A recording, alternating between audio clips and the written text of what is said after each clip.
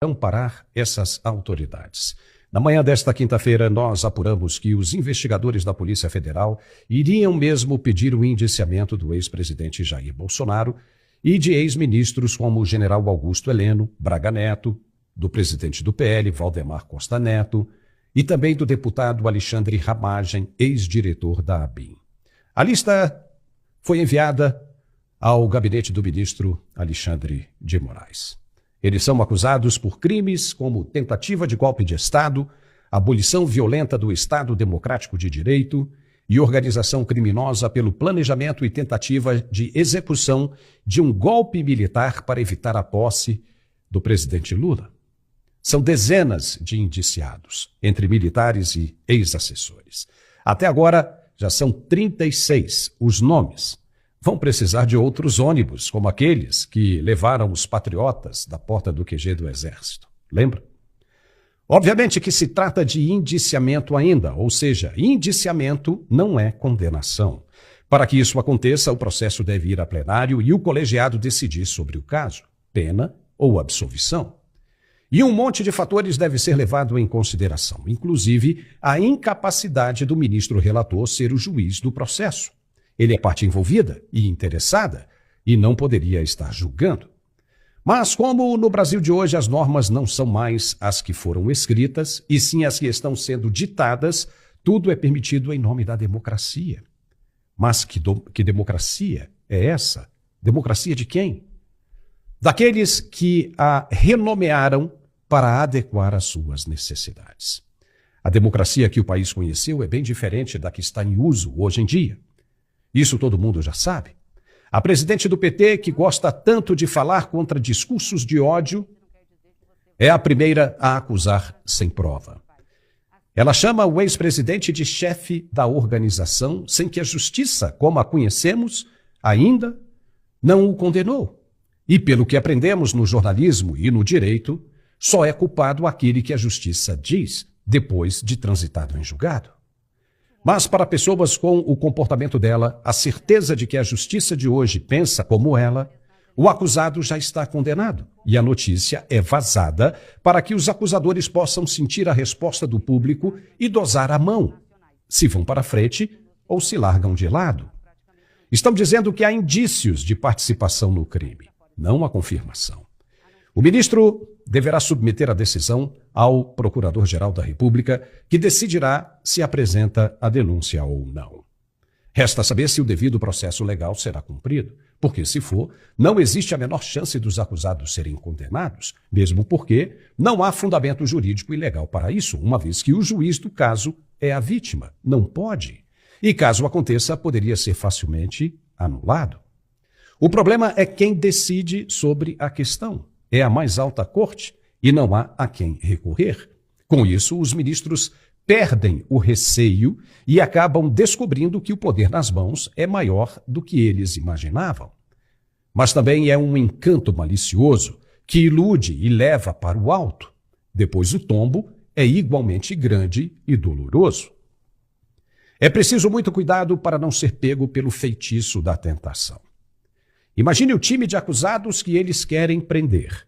General Heleno, querido ainda pelas tropas de todos os tempos, dado ao legado que ele deixou nas forças. General Braga Neto, homem de muito respeito na caserna entre oficiais reformados e os que ainda estão na ativa. E o próprio ex-presidente Bolsonaro. Esse é o chamado TTPDM. Sabe o que isso significa? Tem tudo para dar merda. E vai dar. Você lembra quando os caminhoneiros pararam na pandemia, o caos que virou o Brasil? E se essa categoria resolver parar de novo? Tempos difíceis se aproximam. São difíceis, mas por pouco tempo. E esse intervalo de tempo é conhecido por essas autoridades. Elas sabem que têm de agir com rapidez, com pressa, como se isso fosse a solução para toda a ameaça que se aproxima. Lamento dizer, mas não é. Não é como o avestruz que, com medo, enfia a cabeça em um buraco qualquer e espera o perigo passar e acha que ficou tudo bem. Ao indiciarem esses nomes que mencionamos aqui, vai apenas adicionar mais combustível na fogueira. Ou se vai. Quer um exemplo?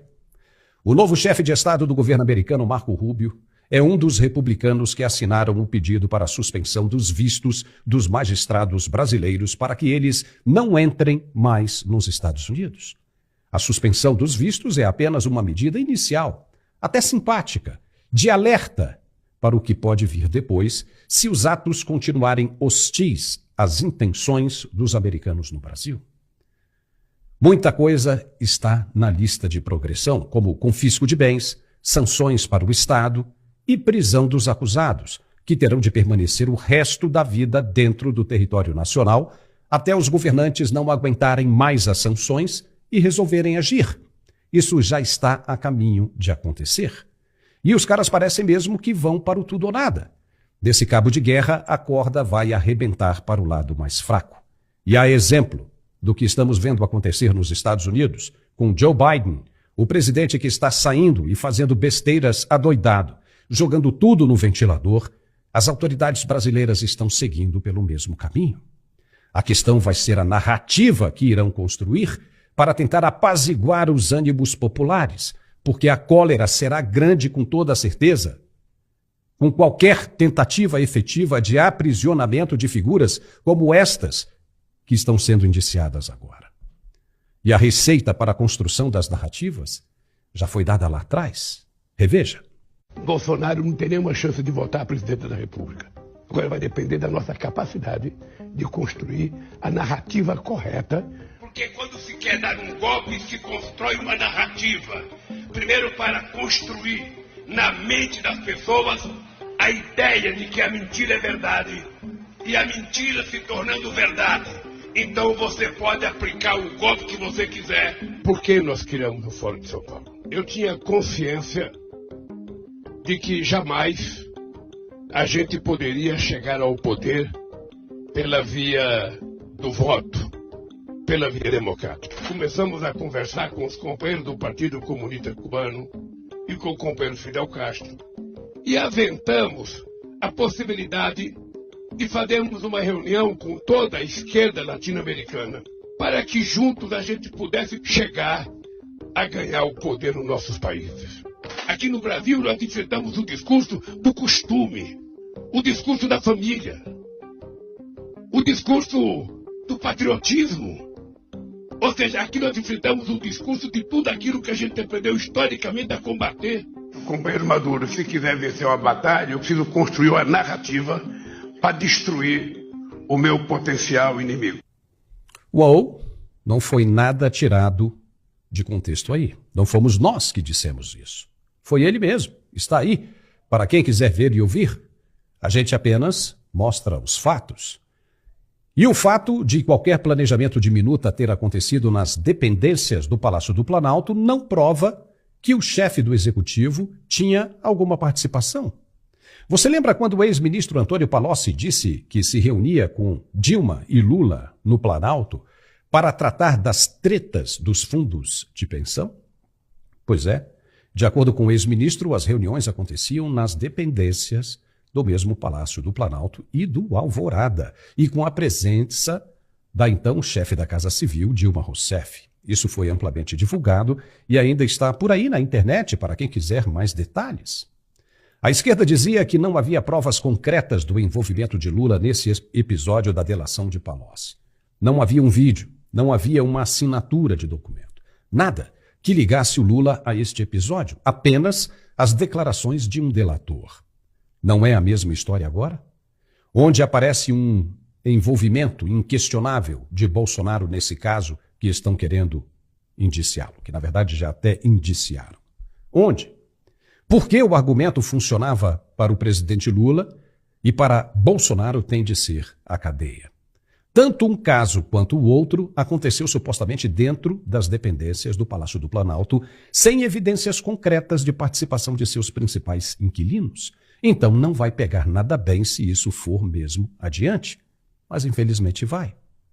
Daqui a pouco nós vamos refletir um pouco mais sobre isso com o nosso comentarista e professor Marcos Pisolato. Mas antes, vamos abrir um espaço para o nosso apoiador falar do produto dele, que é para melhorar a performance